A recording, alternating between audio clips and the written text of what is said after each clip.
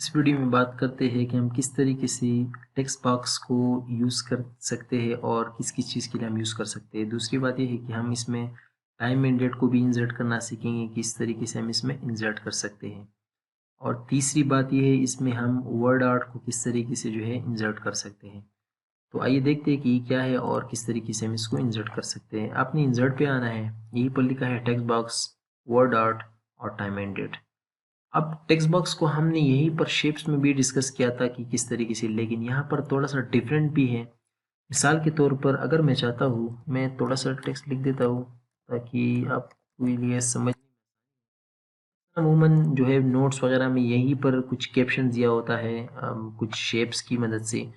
तो अगर मैं चाहूँ तो यहीं पर हमारे पास टेक्स्ट बॉक्स में अवेलेबल है बिल्ट इन चीज़ें हैं, जिसको हम यूज़ करके अपनी कस्टम भी उसमें बना सकते हैं। मिसाल के तौर पर अगर मैं चाहता हूँ कि इस तरीके से जो है टेक्स्ट बॉक्स नज़र आ जाए, तो मैं अगर मैं इस पर क्लिक करूँ तो आप देख सकते हैं ये एक टेक्स्ट बॉक्स जो है हमारे पास आ चुका है। और इसी तरीके से आप इसको अपनी तरीके से भी डिज़ाइन कर सकते हैं। अगर आप इसको सेलेक्ट करें तो ये ड्राइंग शेप्स हैं, इसी भी आप इसको जो है अपनी तरीके से इंसर्ट भी जो है डिज़ाइन कर सकते हैं। दूसरी बात ये है कि इसमें आप जो है अगर आप चाहें तो इसमें कोई भी टेक्स्ट जो है आप डाल सकते हैं। मैं रेंडमली कुछ भी लिख देता हूँ, तो भी आप उस टेक्स्ट को भी आप यही से भी डिज़ाइन कर सकते हैं अगर आप चाहें तो। तो ये है कुछ हमारे पास। अगर मैं चाहता हूँ कि इसको मैं इधर कर लूँ तो आप इधर उधर भी कर सकते हैं। दूसरी बात ये है कि इसको हम छोटा बड़ा भी कर सकते हैं, यही से जो है हम इसको छोटा कर रहे हैं और आप कहीं पर भी लेकर जा सकते हैं। जिस तरीके से हम फ़ॉन्ट के साथ स्टाइलिंग कर दे उस तरीके से आप भी कर सकते हैं। उसके अलावा अगर आप चाहें तो यही सी और भी काफ़ी सारी टेक्स्ट बॉक्स अवेलेबल हैं जो जिसके साथ आप जो है, अगर मैं इस पर क्लिक करूँ तो आप देख सकते हैं ये भी एक डिज़ाइन है, बिल्ट इन डिज़ाइन है। इस पे आप अगर चाहें तो अपने टेक्स्ट डाल सकते हैं यहीं पर, और यहीं पर अगर साइड बार वगैरह अगर चाहे तो कहीं पर भी लेकर जा सकते हैं। यही सी सेलेक्ट करके आप कहीं पर भी।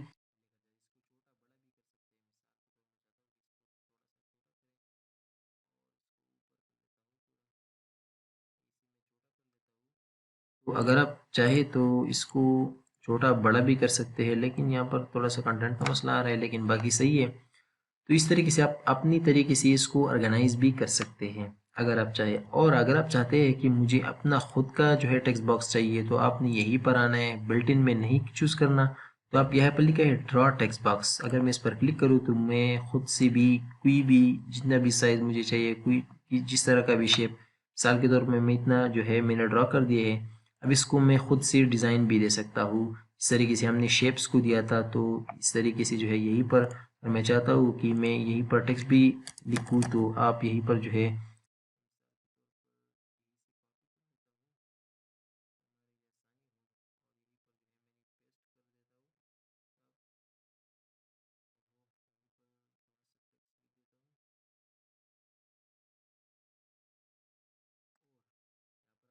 कि मैंने खुद से ड्रा किया। अब मैं चाहता हूँ कि ये इससे इधर उधर हो जाए, तो वो मैं स्क्वायर पर करूँगा ताकि वो जो है इसकी टेक्स्ट रैपिंग हो। और अगर मैं इसको जस्टिफाई करूँ अभी यहीं पर होम पे आके यहीं पर जो है जस्टिफाई करूँ, तो आप देख सकते हैं कितनी ज़बरदस्त नज़र आ रही है कि हम किस तरीके से जो है कस्टम भी बना सकते हैं खुद वाली। और यही सी जो है हम इसकी मिडल पे कर लेता हूँ और इसको टेक्स्ट को भी इसकी सेंटर पे कर लेता हूँ। तो इस तरीके से आप खुद की जो है कस्टम भी बना सकते हैं और जो बिल्ट इन टेक्स्ट बॉक्स है उसको भी आप यूज़ कर सकते हैं। अब बात करते हैं वर्ड आर्ट की, कि जो है वर्ड आर्ट क्या होती है। देखिए, मैं मिसाल के तौर पर यहीं पर आ जाता हूँ और यहीं पर लिखा है वर्ड आर्ट। हमने पहले भी इसको यूज़ किया हुआ है होम में। अगर आप देखिए यहीं पर होम पे आके कोई भी टेक्स्ट, इसका तरीका सिर्फ डिफरेंट है।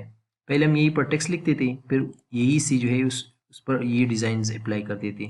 अब यहाँ पर जो है ये उसका उलट है। अगर मैं यहाँ पर आऊँ तो वही डिज़ाइन है। मिसाल के तौर पर कोई भी फॉन्ट या कोई भी टेक्स्ट मुझे इस तरीके से चाहिए, तो मैं इस पर क्लिक करूँगा तो ये मुझे एक्सेस दे रहा है कि आप यहीं पर टाइप कर सकते हैं। मिसाल के तौर पर अगर मैं जो भी टाइप करूँ तो आप देख सकते हैं कि यहाँ पर जो है मैंने जैसे ही कुछ टाइप कर दी है तो वही डिज़ाइन सेम टू सेम मुझे यहीं पर मिल रही है, यानी उस होम का उलट है।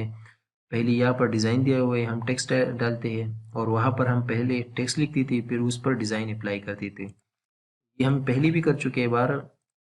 ऐसे आप और भी कर सकते हैं, और भी डिज़ाइंस हैं।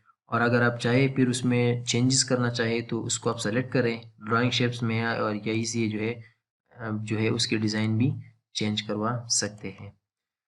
उसके अलावा अगर हम बात करते हैं डेट्स की और टाइम की, तो यही से हम डेट्स और टाइम इंसर्ट कर सकते हैं। अगर मैं इस पर क्लिक करूँ तो मुख्तलिफ तरीके से जो है ये करंट सिस्टम की जो डेट है वो लाएगा। तो यानी ये और ये इतनी जितनी भी डेट्स है सारी, ये सारी, अब अगर आप, मैं चाहता हूँ कि ये डेट मुझे यहाँ पर चाहिए तो इस पर सेलेक्ट करना है और यहीं पर लिखा है ओके, तो ये डेट आ जाएगा।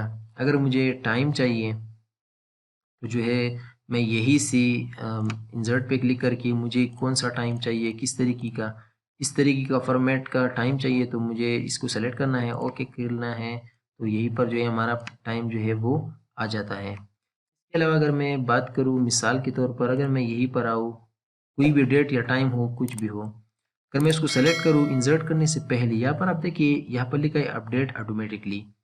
अगर मैं इस टाइम को आज जो है मैंने एक पेपर बनाई मिसाल के तौर पर जो भी है, और इस डेट को या इस टाइम को मैंने इंसर्ट किया और इस बटन को चेक मार्क किया और इसको मैंने इंसर्ट कर दिया मिसाल के तौर पर, तो उस चेक मार्क से क्या फ़ायदा होगा कि अगर मैं इस डॉक्यूमेंट को कल खोल दूंगा तो इसमें ऑटोमेटिकली जो है ये डेट जो है वो चेंज हो जाएगा। किसकी मदद से?